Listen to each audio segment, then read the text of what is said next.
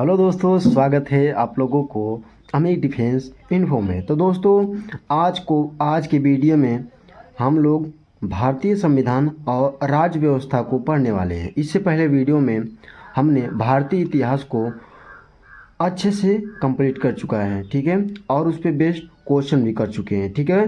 तो आज की क्लास में हम लोग शुरू करने वाले हैं भारतीय संविधान और राज्य व्यवस्था, ठीक है। ठीक है दोस्तों, तो अगर आप लोगों ने वो वाली वीडियो नहीं देखा है भारतीय इतिहास की, तो जाकर आप देख सकते हैं, प्लेलिस्ट उसका बना दिया गया है, ठीक है। तो दोस्तों चलिए टॉपिक वाइज सिलेबस को कंप्लीट करते हैं। देखिए, बीएसएफ ट्रेडमैन के लिए जो सिलेबस है उसको लेवल वाइज पढ़ना है, ठीक है। ये नहीं कि सब कुछ पढ़ लेने, परीक्षा में आएगा नहीं तो मतलब क्या रह जाएगा पढ़ने का, ठीक है। तो इस तरह का है कि सबको ध्यान में रख कर पढ़ो, ठीक है। और लेवल का विषय ध्यान रखो कि क्या पढ़ना है क्या नहीं पढ़ना है, ठीक है। तो हम इस चैनल पे इसी को ध्यान में रखकर पढ़ा रहे हैं कि क्या क्या पढ़ना है। बच्चे पढ़ने लगते हैं बहुत सारे, ठीक है, दोस्त हमारे भाई और भाई सब लोग पढ़ने लगते हैं, ठीक है। तो उन लोगों को पता नहीं रहता कि क्या पढ़ना है। पढ़ने के तो लगते हैं, वो बुक उठा लेंगे, मान लीजिए जीके को उठा लिए, निकाल लेंगे, कोई कोर्स ले लेंगे, उसमें क्या पढ़ाया जा रहा है उनसे क्या मतलब, ठीक है। तो वो तो बात पढ़ाएंगे। मान लीजिए कोई बच्चा बीएसएफ ट्रीटमेंट का पढ़ रहा है, एसएसजीडी का लेवल बहुत ज़्यादा होता है, ठीक है। बीएसएफ ट्रीटमेंट का जो लेवल है एसएसजीडी से थोड़ा कम होता है, ठीक है।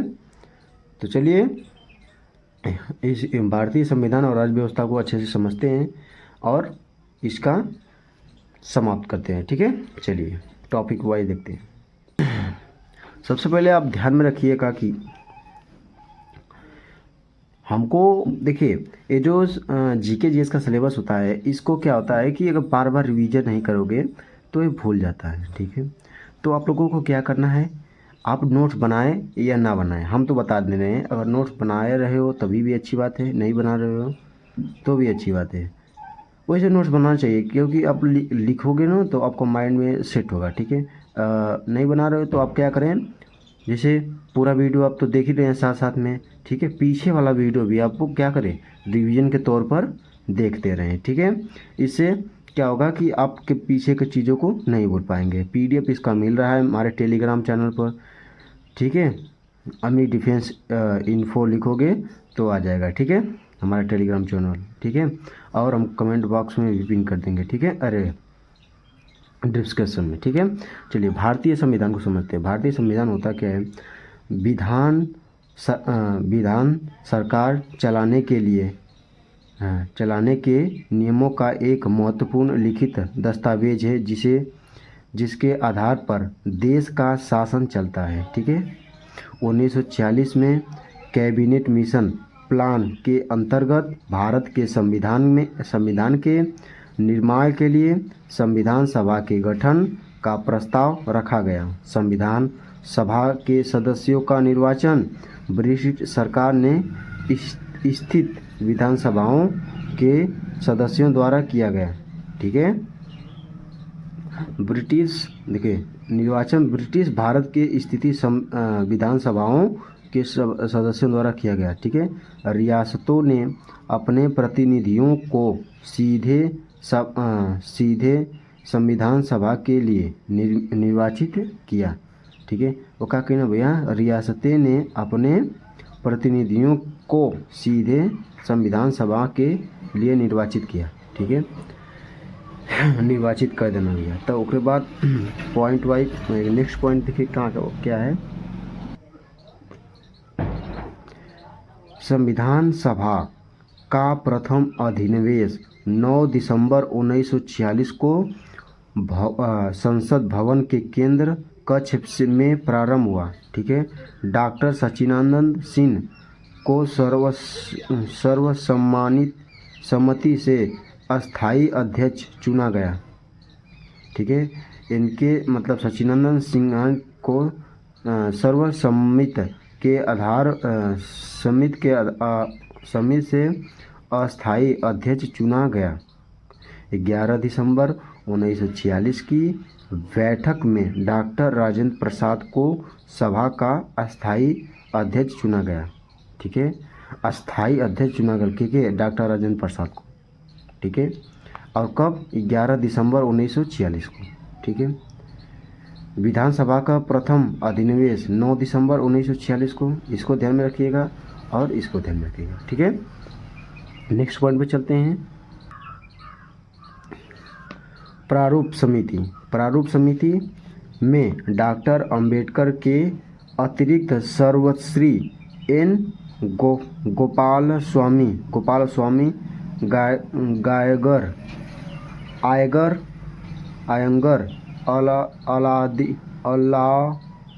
अलादी Krishnaswami Ayyar K M Munshi TT Krishnamachari Mohammad Saadulla DP Khaitan और एन माधवारा अन्य सदस्य थे। ठीक है। देखो ये जो लोग थे प्रारूप समिति में, ठीक है, रहना। और जे देखा मेन डॉक्टर प्रसाद, ठीक है, और कृष्ण और है देखो मोहम्मद सादुल्लाह, इन लोगों का भी दिखा। इसमें थोड़ा अटपटा नाम रहेगा, आप लोगों को बस इनको पढ़ना है। आप जब पढ़ लेंगे तो फिर जब क्वेश्चन में आएगा ना तो आप लोगों को याद में जाएगा, अच्छा ओ ये वाला तो हम देखे थे। ठीक है। तो इस तरह से देखना है। ठीक है। चलिए, इसके बाद है संविधान को तैयार करने में 2 साल 11 महीने। देखिए, और क्वेश्चन पूछ सकता है संविधान को तैयार करने में कितना समय लगा, तो 2 साल 11 महीने और 18 दिन का समय लगा था। ठीक है। संविधान 26 नवंबर 1949 को अंगीकृत पारित किया गया। ठीक है। एवं इसे 26 जनवरी 1950 को लागू किया गया। ये बहुत इंपॉर्टेंट, 26 जनवरी 1950 को क्या हुआ था, तो बता सकते हैं संविधान लागू हो चुका था। ठीक है। और 26 नवंबर 1949 को अंककृत हो गया था, मतलब लिख गलत ना, क्योंकि 1930 से ही संपूर्ण भारत में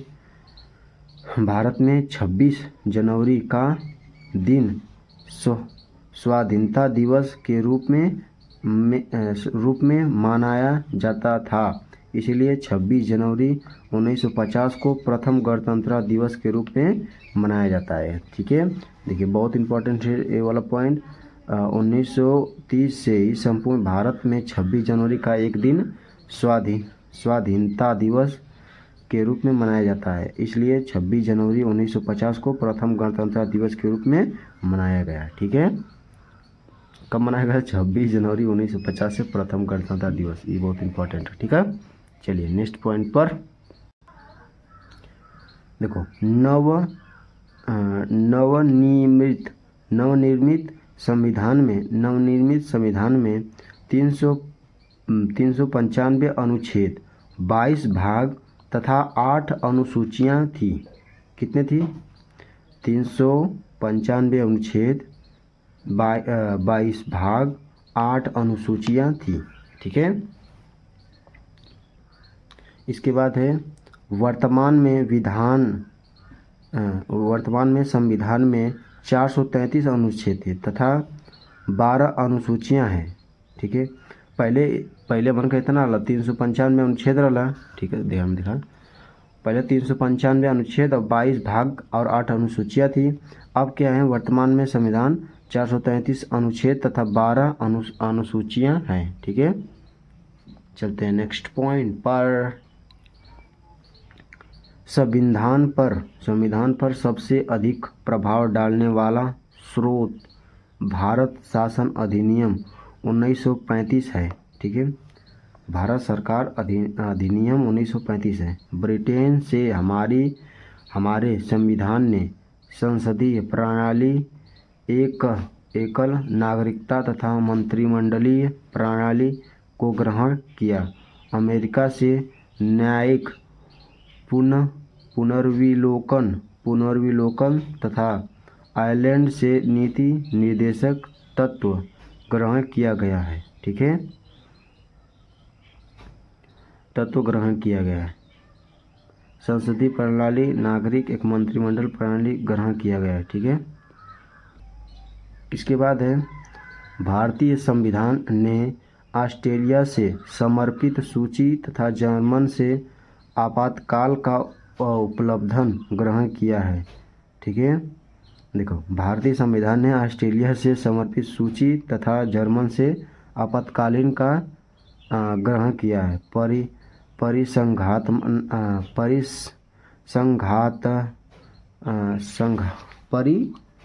परिसंघात्मकता कनाडा से ग्रहण किया है। ठीक है, ये जो भैया कनाडा से ग्रहण कर लिया हूँ। ठीक है, चलिए नेक्स्ट अब इसके बाद ये टॉपिक खत्म हो गया, भारतीय संविधान के बारे में खत्म होगा। ठीक है, अवलिया मूल अधिकार। देखो मूल अधिकार समझ लो, और जितना मूल अधिकार बता रहे हैं बस उतना ही पढ़ना है। ठीक है, उससे बाहर नहीं आएगा। ठीक है, बता दे रहे हैं। देखो सबसे पहले मूल अधिकार है, क्या है? मूल अधिकार है। ठीक है, मूल अधिकार है, और भारतीय नागरिकों को 6 मूल अधिकार प्राप्त हैं जो निम्नलिखित हैं। कितने हैं भाई? 6 अधिकार। ठीक है, देखो पहला है समानता का अधिकार। समानता का मतलब समझते हो? सबको समान भाव से। ठीक है, समानता का अधिकार है, और अनुच्छेद कौने में है? 14 से 18 में। 14 से 18 में है। ठीक है, समानता का अधिकार। दूसरा है स्वतंत्रता का अधिकार। ठीक है, समानता सबको समानता रहना है, और स्वतंत्र सबको स्वतंत्र रहना है। स्वतंत्रता का अधिकार अनुच्छेद 19 से 22। ठीक है, 22 तक है। ठीक है, और शोषण के विरुद्ध अधिकार।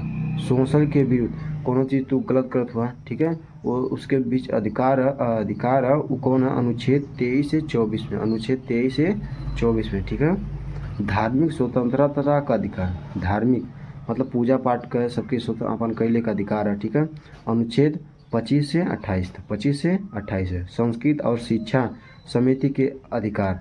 शिक्षा का अधिकार सबके वो भी है। अनुच्छेद 29 से वो 30 तक। ठीक है, 29 से 30 तक। ठीक है, उसके बाद संवैधानिक उपचारों का अधिकार। संवैधानिक उपचारों का अधिकार अनुच्छेद 32 में। संवैधानिक उपचार मतलब कोई चीज़ के बारे में जानकारी देता सबके जानकारी देवल जरूरी है, मतलब देने का अधिकार है वो। ठीक है, संवैधानिक तौर पर। ठीक है, तो ये रह तो 6 मूल अधिकार। ठीक है, मूल अधिकार समझ गिला। चलिए इसको याद कर लीजिएगा। ठीक है, चलिए नेक्स्ट टॉपिक पर। संपत्ति का अधिकार। संपत्ति का अधिकार भैया सबके ना अपने संपत्ति पे। 22वें संविधान संशोधन 1978 द्वारा संपत्ति के अधिकारों को मूल अधिकार के रूप के सूची में विलोपित कर दिया गया। भारतीय नागरिकों को वर्तमान समय में संपत्ति का अधिकार एक कानूनी अधिकार के रूप में प्राप्त है। ठीक है, देखो संपत्ति का अधिकार कानूनी अधिकार के रूप में प्राप्त है। ठीक है, राष्ट्रपिता कैसे ना? देखो राष्ट्रपिता क्या योग्यता होता है इसके बारे में, राष्ट्रपिता के बारे में थोड़ा पढ़ना है। ठीक है, क्या होता है, कैसे होता है। ठीक है, देखो योग्यताएं क्या क्या होना चाहिए राष्ट्रपिता बदे। योग्यताएं क्या होनी चाहिए? वह भारत का नागरिक हो। सबसे पहले वह 35 वर्ष की आयु पूरा कर चुका हो, मतलब 35 वर्ष की आयु का हो। ठीक है, वह लोकसभा का सदस्य निर्वाचन होने की योग्यता रखता हो। देखिए लोकसभा का सदस्य होने का निर्वाचन, ठीक है, होने का योग्यता भी रखत हो तब। ठीक है, राष्ट्रीय के पद के लिए अभ्यर्थी को भारत सरकार, राज्य सरकार या अन्य प्राधिकारी के अधीन किसी लाभ का पद नहीं धारण करना चाहिए।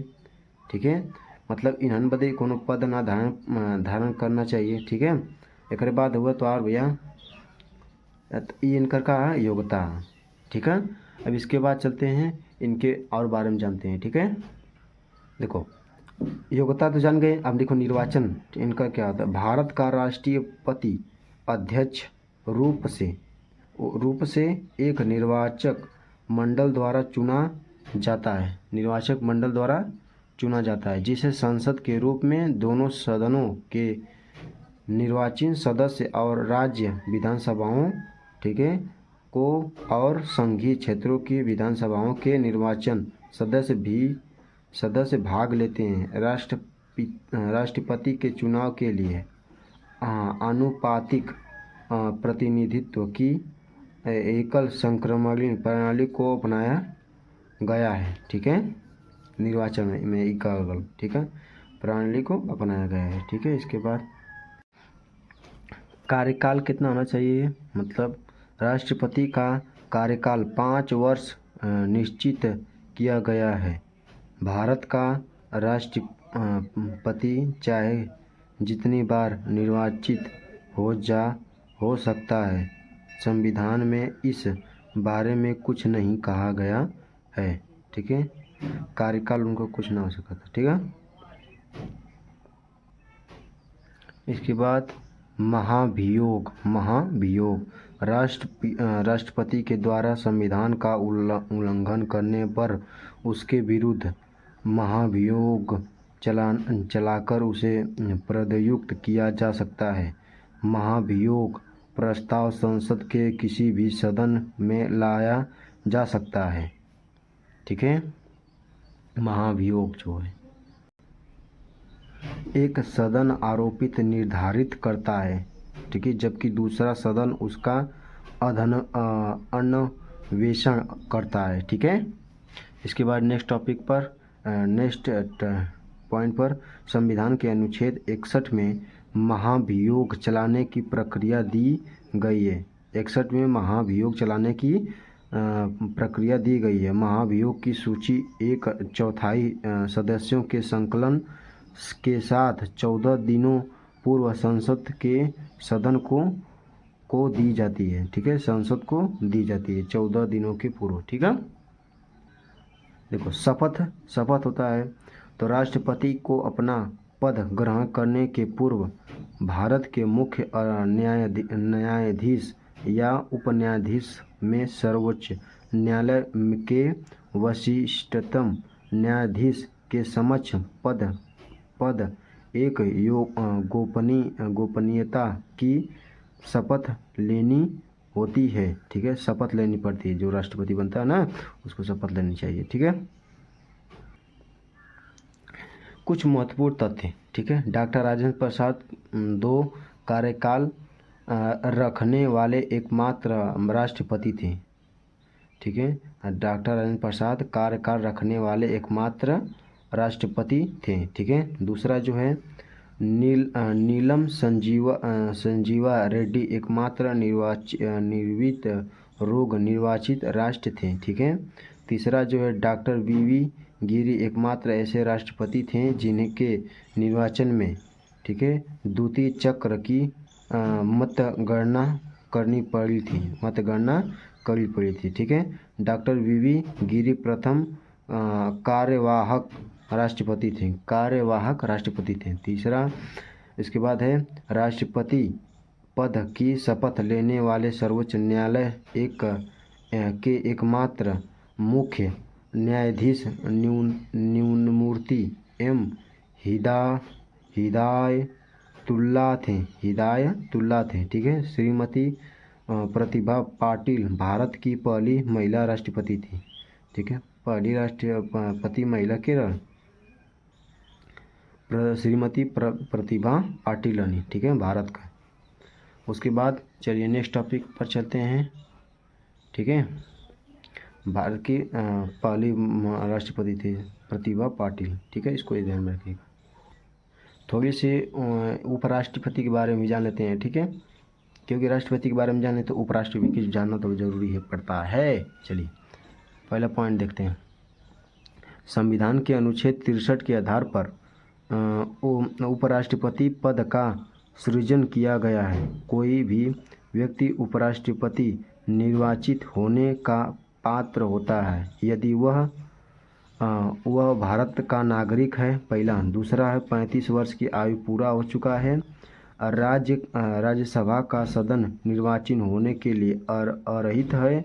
और उसके बाद दूसरा पॉइंट है उपराष्ट्रपति का निर्वाचित संसद के दोनों सदनों की संयुक्त बैठक में आनुपातिक प्रतिनिधित्व की पद्धति के अनुसार एकल संक्रमणीय मध्य से तथा गुप्त मतदान द्वारा होता है। ठीक है, गुप्त मतदान द्वारा होता है। ठीक है, इसके बाद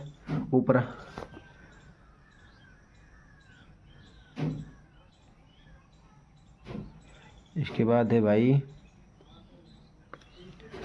उपराष्ट्रपति का कार्यकाल 5 वर्ष का होता है, किंतु वह स्वेच्छा से त्यागपत्र द्वारा इस अवधि के पूर्व भी अपना पद छोड़ सकता है। ठीक है, उसे राज्यसभा के कुल बहुमत द्वारा पास किए गए प्रस्तावों से जिसे लोकसभा भी स्वीकृत कर ले पदयुम किया गया जा सकता है। ठीक है, इसके बाद है भाई राष्ट्रपति के रूप में कार्य निर्वहन करने पर उसे राष्ट्रपति पद की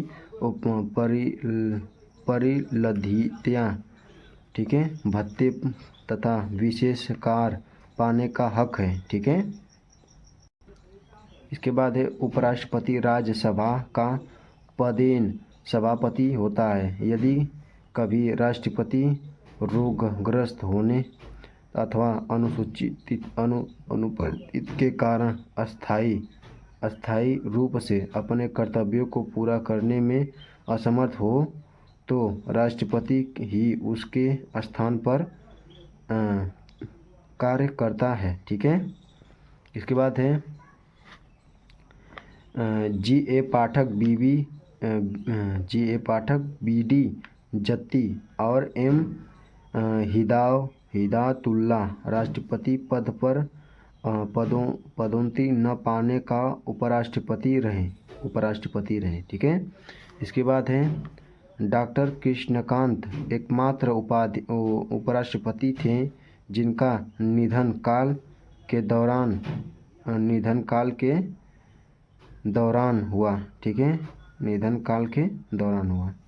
ठीक है, केवल डॉक्टर कृष्णकांत एकमात्र थे। ठीक है,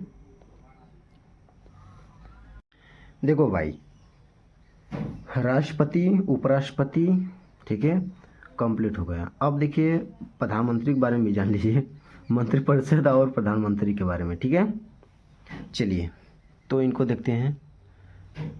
देखो इसमें बताया गया है कि संविधान के अनुच्छेद 74 में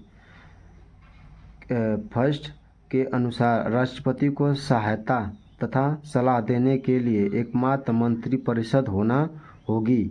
ठीक है, जिसका प्रधानमंत्री होगा। ठीक है, जिसका प्रधान कौन होगा? प्रधानमंत्री होगा। ठीक है, मंत्री व्यक्तिगत तौर पर राष्ट्रपति के प्रति उत्तरदायित्व होता है। ठीक है, जबकि मंत्रिपरिषद सामूहिक तौर पर लोकसभा के प्रति उत्तरदायी है। ठीक है, क्या है? उत्तरदायी है।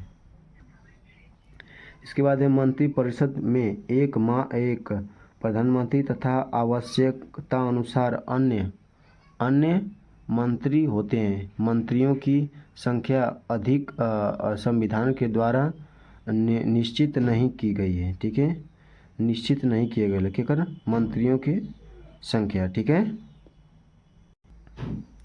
इसके बाद है मंत्रिपरिषद में प्रधानमंत्री, कैबिनेट मंत्री, राज्य मंत्री और उपमंत्री, इन चारों श्रेणियों के मंत्री सम्मिलित होते हैं। ठीक है, लेकिन मंत्रिमंडल में प्रधानमंत्री और कैबिनेट स्तर के मंत्री ही सम्मिलित होते हैं। ठीक है, समझ गए?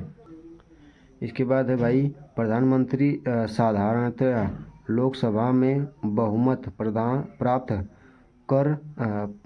प्राप्त दल का नेता होता है। प्रधानमंत्री साधारण लोकसभा बहुमत का क्या होता है? नेता होता है। मंत्रियों के चयन तथा विभागों के वितरण का उत्तरदायी प्रधानमंत्री का होता है। ठीक है, उत्तरदायी क्या होता है? प्रधानमंत्री का होता है। ठीक है, ये होता है प्रधानमंत्री के बारे में और मंत्रिपरिषद के बारे में। ठीक है, चलिए इसके आगे देखते हैं। देखो जो महत्वपूर्ण तथ्य है उसको बहुत ध्यान में रखकर याद कीजिएगा, ठीक है। जो उसमें बताए थे राष्ट्रपति में जो बताए थे, ठीक है, अब बता रहे हैं इसमें प्रधानमंत्री में दूसरा है जो, ठीक है। इसको बहुत ध्यान से रखिए। पहला देखिए इसमें कह रहा है प्रथम गैर कांग्रेस प्रधानमंत्री, प्रथम गैर कांग्रेस प्रधानमंत्री श्री मोरारी जी देसाई, श्री मोरारी जी देसाई, ठीक है, प्रथम रन। दूसरा सबसे लंबा कार्यकाल वाले प्रधानमंत्री, सबसे लंबा कार्यकाल वाले प्रधानमंत्री पंडित जवाहरलाल नेहरू, पंडित जवाहरलाल नेहरू रहना, ठीक है, सबसे लंबे कार्यकाल में। उसके बाद तीसरा जो है सबसे छोटा कार्यकाल वाले प्रधानमंत्री, सबसे छोटा कार्यकाल वाले प्रधानमंत्री अटल बिहारी वाजपेयी, 13 दिन, ठीक है, सबसे छोटा कार्यकाल वाले हैं प्रधानमंत्री, ठीक है। तीसरा का जो है चौथा एकमात्र प्रधानमंत्री जिसने लोकसभा का सम्मान नहीं किया, चौधरी चरण सिंह, एकमात्र जी ऐसे थे जो लोगों का क्या सम्मान नहीं किया, ठीक है। इसके बाद है भाई कि लोकसभा चुनाव में पराजित होने वाले एकमात्र महिला प्रधानमंत्री श्रीमती इंदिरा गांधी, क्या रानी, एकमात्र प्रधानमंत्री, ठीक है। इसके बाद है भैया अविश्वास प्रस्ताव द्वारा हटने वाले पहले प्रधानमंत्री विश्वनाथ प्रताप सिंह, ठीक है। अविश्वास प्राप्त द्वारा हटने वाले मतलब उनको विश्वास ना रहा, मन को विश्वास ना, जनता का विश्वास ना रहा, ठीक है। ऐसा प्रधानमंत्री जो पद ग्रहण कर के समय विधानसभा सदस्य था, ठीक है, HD देवगौड़, ठीक है, ये रहना। ऐसा प्रधानमंत्री जो पद ग्रहण के समय किसी भी सदन का क्या होता है सदस्य नहीं था, ठीक है, सदन का क्या था सदस्य नहीं था। PV नरसिम्हा राय, ठीक है। इसके बाद है भैया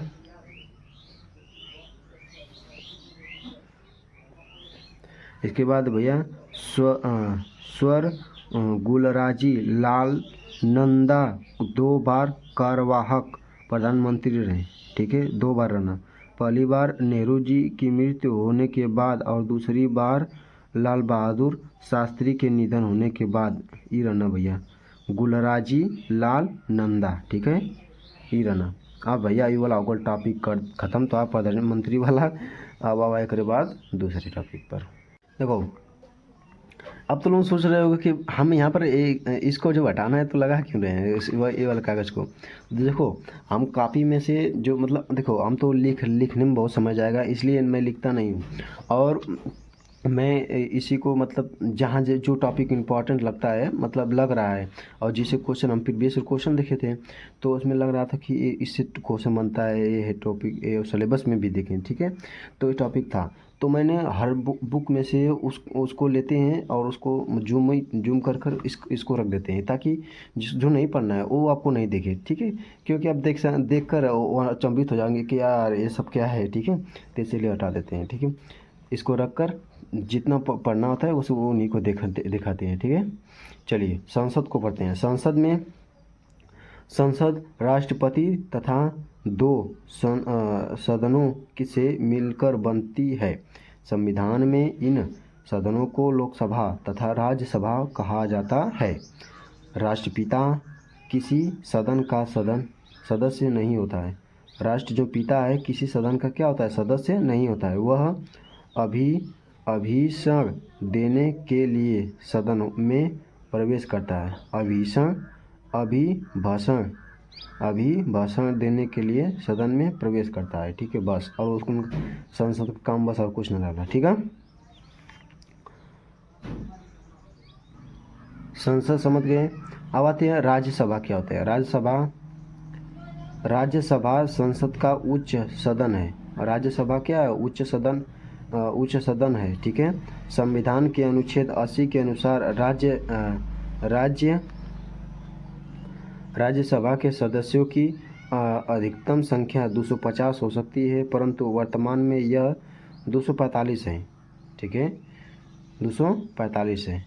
250 होनी चाहिए थी, क्या है वर्तमान में 245। ठीक है, देखो इसमें पॉइंट है, इनमें से 12 सदस्य राष्ट्रपति द्वारा नाम निर्दिष्ट किए गए जाते हैं। ये ऐसे व्यक्ति होते हैं जिन्होंने काल, साहित्य, विज्ञान, समाज सेवा या साहित्यकारिता के क्षेत्र में विशेष ज्ञान और अनुभव प्राप्त हो। शेष सदस्य जनता द्वारा अप्रत्यक्ष रूप से निर्वाचित होते हैं। इनका चुनाव विभिन्न राज्यों और क्षेत्रों की विधानसभाओं के सदस्यों द्वारा किया जाता है। ठीक है, देखो राज्यसभा सदस्यों की योग्यता कितना होना चाहिए?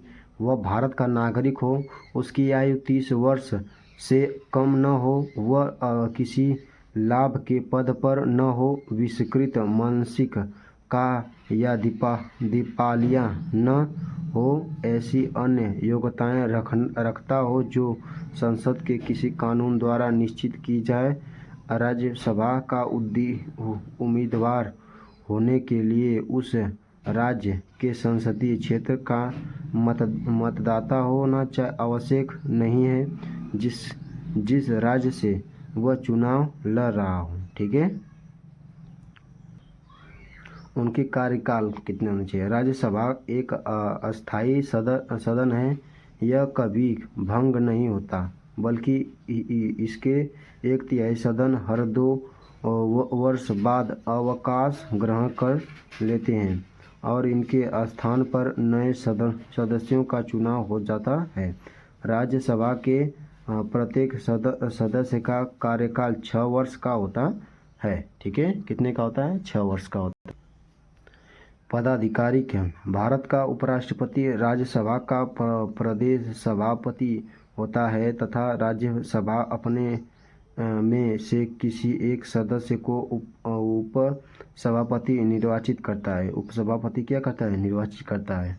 ठीक है, इसके बाद है लोकसभा क्या होता है? संघीय संसद का निम्न तथा लोकप्रिय सदन है।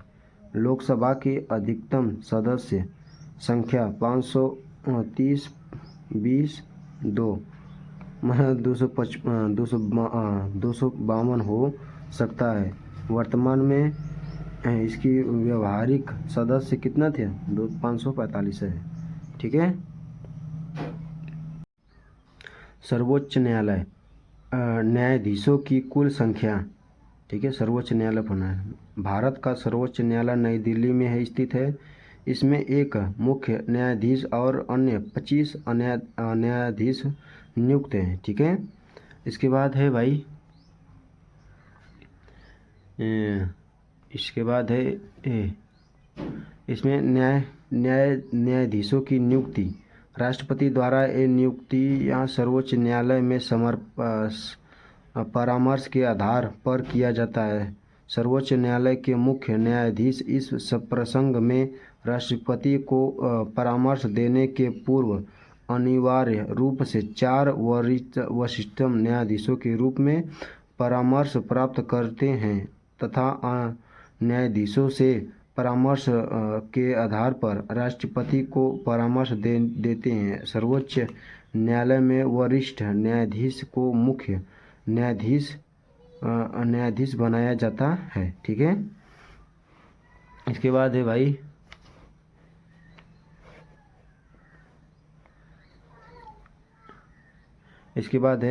न्यायाधीशों की योग्यताएं कितने हैं? वह भारत का नागरिक हो, वह किसी उच्च न्यायाधीश अथवा 2 या 2 से अधिक न्यायालयों में लगातार क्रम से 5 वर्ष तक न्यायाधीश के रूप में कार्य कर चुका हो, अथवा किसी उच्च न्यायाधीश या न्यायालयों में लगातार 10 वर्षों तक अधिवक्ता रहा हो वो, अथवा राष्ट्रपति की दृष्टि में कानून उच्च कोटि का ज्ञान हो, ठीक है, न्यायाधीश को, ठीक है। उनके कार्यकाल तथा महाभियोग, ठीक है, कार्यकाल का साधारण सर्वोच्च न्यायालय का प्रत्येक न्यायाधीश 65 वर्ष की आयु तक अपने पद पर आसीन रह सकता है। इस अवस्था के पूर्व वह स्वयं त्यागपत्र दे सकता है।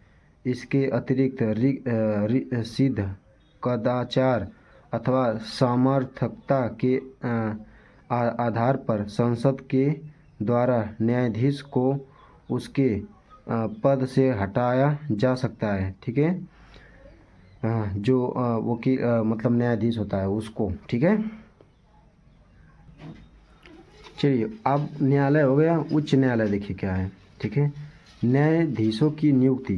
प्रत्येक उच्च न्यायालय में एक प्रमुख न्यायाधीश तथा कुछ अन्य न्यायाधीश होते हैं, जिसकी संख्या निश्चित करने का अधिकार राष्ट्रपति को है। मुख्य न्यायाधीश की नियुक्ति। भारत के राष्ट्रपति भारत के मुख्य न्यायाधीश और उस राष्ट्र के राज्यपाल के परामर्श से होती है तथा अन्य न्यायाधीशों की नियुक्ति में संबंधित राज्य के मुख्य न्यायाधीश का भी परामर्श लेना होता है, ठीक है। उसके बाद न्यायाधीशों की योग्यताएं। वह भारत का नागरिक हो, वह कम से कम 10 वर्ष तक भारत के किसी क्षेत्र में न्याय संबंधित पद पर कार्य कर चुका हो अथवा एक या एक से अधिक उच्च न्यायालयों का लगातार 10 वर्षों तक अधिवक्ता रह चुका हो अथवा राष्ट्रपति के दृष्टि में कानून का अच्छा ज्ञान हो, ठीक है। कार्यकाल कितना रहा। उच्च न्यायालय के न्यायाधीशों का कार्यकाल 62 वर्ष की आयु तक निश्चित किया जाता है, परंतु इसके पूर्व वह स्वयं पद त्याग कर सकता है, ठीक है। 62 वर्ष तक रहा, उससे पहले का चाहत है वो खुद कर सकता, ठीक है। भारत के राष्ट्रीय प्रतीक है ना, क्या है भारतीय राष्ट्रीय प्रतीक क्या है, ध्वज, ठीक है। अब देखो ध्वज के बारे में थोड़ा पढ़ लीजिए। ध्वज में समान अनुपात वाली 3 आड़ी पट्टियां हैं जो केसरिया, सफ़ेद व हरे रंग से हैं, ठीक है। इसके बाद है भाई कि ध्वज के सबसे ऊपर गहरा केसरिया रंग होता है जो जागृत शौर्य तथा त्याग का प्रतीक है। जागृत शौर्य तथा त्याग का प्रतीक है। बीच में सफ़ेद रंग होता है। बीच में क्या होता है, सफ़ेद रंग होता है जो सत्य, पवित्रता और शांति का प्रतीक है, ठीक है। तथा सबसे नीचे गहरा रंग, सबसे नीचे जो हरा रंग है गहरा हरा रंग है, ठीक है, जो जीवन समृद्धि का प्रतीक है, जो जीवन समृद्धि का क्या है, प्रतीक है।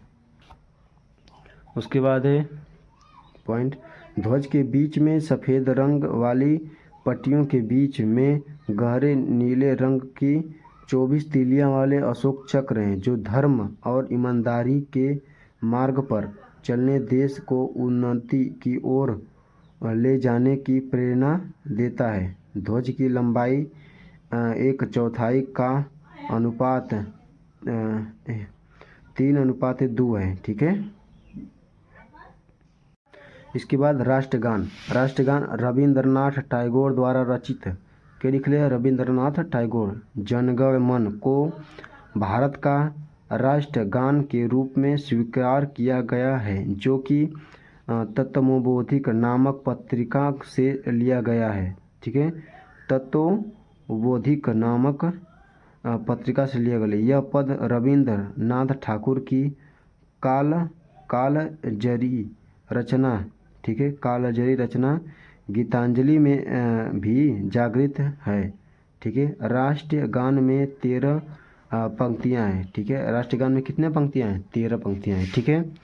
और इसके बाद है राष्ट्रगान के गायन का समय 52 सेकेंड है, ठीक है, 52 सेकेंड से अधिक नहीं चाहिए, किंतु वह कुछ अवसरों इस पर संक्षिप्त रूप से गायन जाता है जिसका समय 20 सेकंड होता है, नहीं 52 सेकंड में अच्छे से गाना जाता है। ठीक है, राष्ट्रगान हमारे जो नहीं होता है स्कूल में। ठीक है,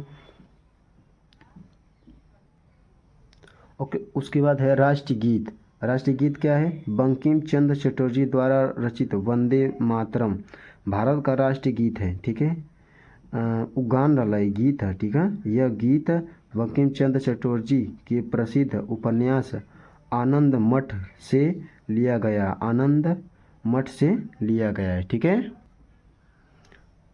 इस गीत को गाने का समय 1 मिनट और 5 सेकंड है, 65 सेकंड। ठीक है, इसके बाद है राजकीय चिन्ह। राजकीय चिन्ह क्या है? भारत में सारनाथ में स्थित अशोक चक्र स्तंभ के शीर्ष की अनुकृति को राजकीय चिन्ह के रूप में स्वीकार किया गया है। ठीक है, अशोक स्तंभ के शीर्ष की जिस अनुकृति को स्वीकार किया गया है उसमें 3 सिंह दिखाए गए हैं। ठीक है, जिसकी चौथा सिंह चित्र के पीछे होता है, जिसे दर्शाया नहीं जाता। ठीक है, मूल आकृति में स्तंभ के 4 सिंह एक दूसरे की ओर पीठ किए हुए खड़े हैं। ठीक है, इसके बाद है इसके नीचे की पट्टी के मध्य में उभरी नक्काशी में चक्र है, जिसके दाईं ओर एक सांड और बाईं ओर एक घोड़ा है। ठीक है, फलक के नीचे देवनागरी लिपि में सत्यमेव जयते अंकित है। ठीक है, जो मुंडकोपनिषद से लिया गया है। ठीक है, मुंडकोपनिषद। ठीक है, ये होता है कहाँ पर भाई? एक वेद में पढ़े थे ना इसको। देखिए, राष्ट्रीय पंचायत कैलेंडर। ठीक है, राष्ट्रीय पंचांग कैलेंडर, पंचायत ना। भारत में सरकारी उद्देश्य के लिए 22 मार्च 1957 को राष्ट्रीय पंचांग अपनाया गया। ठीक है, 1957 को क्या राष्ट्रीय पंचांग अपनाया गया।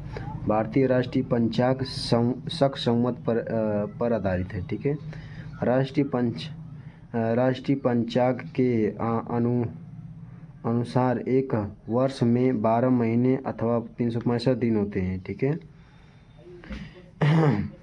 किस संवत पर है? शक संवत पर है। ठीक है, इसके बाद है अन्य राष्ट्रीय प्रतीक। भारत का राष्ट्रीय वाक्य क्या है? सत्यमेव जयते। भारत का राष्ट्रीयता क्या है? भारतीय। भारत की राष्ट्रीय भाषा क्या है? हिंदी। भारत की राष्ट्रीय लिपि क्या है? देवनागरी। भारत का राष्ट्रीय ध्वज गीत क्या है? हिंद देश का प्यारा झंडा। ठीक है, ध्वज गीत है। ठीक है, भारत के राष्ट्रीय पिता क्या? महात्मा गांधी है। भारत की राष्ट्रीय विदेशी नीति क्या है? गुट निरपेक्ष। ठीक है, गुट निरपेक्ष है। ठीक है, भारत का राष्ट्रीय पुरस्कार क्या है? भारत रत्न। ठीक है, भारत रत्न का भारत का राष्ट्रीय पुरस्कार है। ठीक है, उसके बाद है भाई भारत का राष्ट्रीय सूचना पत्र श्वेत पत्र दस्तावेज है ना, श्वेत पत्र है। ठीक है, भारत की राष्ट्रीय मुद्रा क्या है? रुपया। भारत की राष्ट्रीय नदी कहाँ? गंगा। भारत का राष्ट्रीय पक्षी क्या है? मोर। और भारत का राष्ट्रीय पशु क्या है? बाघ। भारत का राष्ट्रीय फूल क्या है? कमल। भारत का राष्ट्रीय जलचर क्या है? डॉल्फिन है। ठीक है, जलचर। भारत का राष्ट्रीय फल क्या है? आम। भारत की राष्ट्रीय योजना क्या है? पंचवर्षीय योजना। ठीक है, भारत का राष्ट्रीय खेल क्या है? हॉकी। भारत का राष्ट्रीय खेल क्या है? हॉकी। मगर सब लोग क्रिकेट देखते हैं, क्या बताएं। और इसके बाद देख लीजिए, भारत की राष्ट्रीय मिठाई क्या है? जलेबी। जलेबी जलेबी तो लोग सब खाते हैं, मज़ा आता है ना। भारत के राष्ट्रीय पर्व क्या है? भारत के राष्ट्रीय पर्व क्या है? 26 जनवरी। ठीक है, गणतंत्र दिवस के मनाया जाता है। ठीक है, और 15 अगस्त स्वतंत्रता दिवस के मनाया जाता है। ठीक है, 2 अक्टूबर गांधी जयंती के रूप में मनाया जाता है। ठीक है भाई, तो ये होता है आपका भारतीय संविधान और राज्य व्यवस्था समाप्त। तो भैया अच्छा लगल वीडियो तो लाइक करा, ना अच्छा लगा तो डिसलाइक करा। मगर करा कुछ, ठीक है। थैंक यू, धन्यवाद। मिलते हैं नेक्स्ट वीडियो में, तब तक के लिए बाय।